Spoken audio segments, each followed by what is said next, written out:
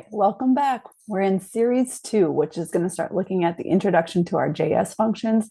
Basically, how does DataTables work?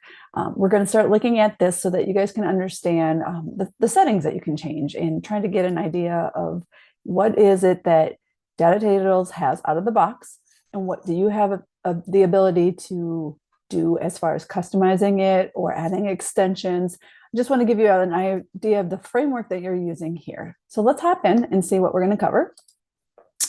We are now going to be looking at the DataTables builder, specifically at this JS function, and a little bit into the libraries in the next videos. But we're talking about what it is in the HTML code that is actually driving DataTables to work. And if you're talking about the DataTables, there's some out-of-the-box features that I've designed in the builder to allow you to control some things. And we're going to be looking at like examples of how we can change the name of the data table. Is it searchable? Is it not? Can we change where the DOM elements belong? So we'll get into training you guys on that and seeing how you can kind of customize the way DataTables works out of the box. So as I talked about before in other videos, we often will make changes, or I should say, I will often make changes to the builder as I learn new things, and I want to make sure that you're explicitly told what has changed since the previous video. Because we're going into the second series of this video now, I want to point out that all of the videos are now going to start with a 2.0, 2. Whatever number we're going to go through, and so the demo files will correspond with that. So that's one major change, so you know where you are if you happen to land in this video series and you're like, oh wait, this is where we are now.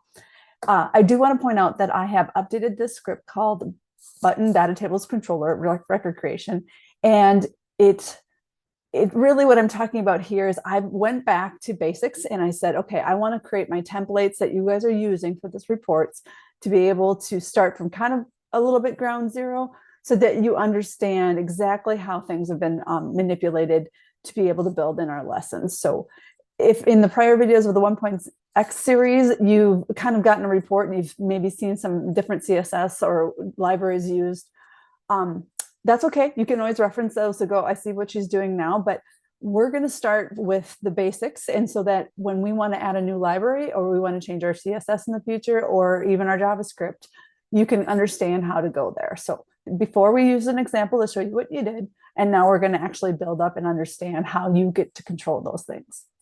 And then finally, under the report actions, which we've seen before when you go into the settings of a build, is that I've added this new feature called update code. And really what that's going to do is allows you to, when you create a report, if you get stuck somewhere, you can go back and just update the code, reset it to what the current version of what you're looking at is. So I think this will be helpful for you as we build things and you go, hey, I'm playing with something. I wanted to add a library, or I wanted to do something and I messed it up. But you can always go back and update your code to be this version, so you have what was default at the time we built the application. Okay, so those are what's new in the demo file. And now in this series, we're going to have 6 additional lessons, right? So I'm going to create videos for you guys to talk about these particular topics. We're going to look into a library. It's really kind of, important just to understand how you get something. And maybe one report you say, why do I have buttons? And another report you don't. If you don't add some certain libraries or extensions to it, you don't have the features. So we'll kind of talk about that.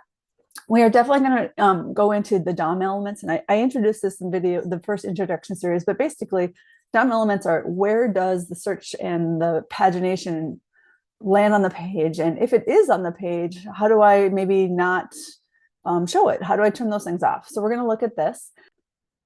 We are going to go into more in-depth talking about how you can use the search feature at the top and pagination, how to change the settings on those.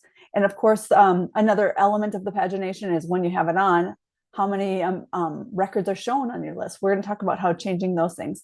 And then I have a final catch-all topic that we're going to go over, just looking at what other data table settings you can add, like fixed headers, columns, things like that, and show you how to get those into your system when you're interested in doing so.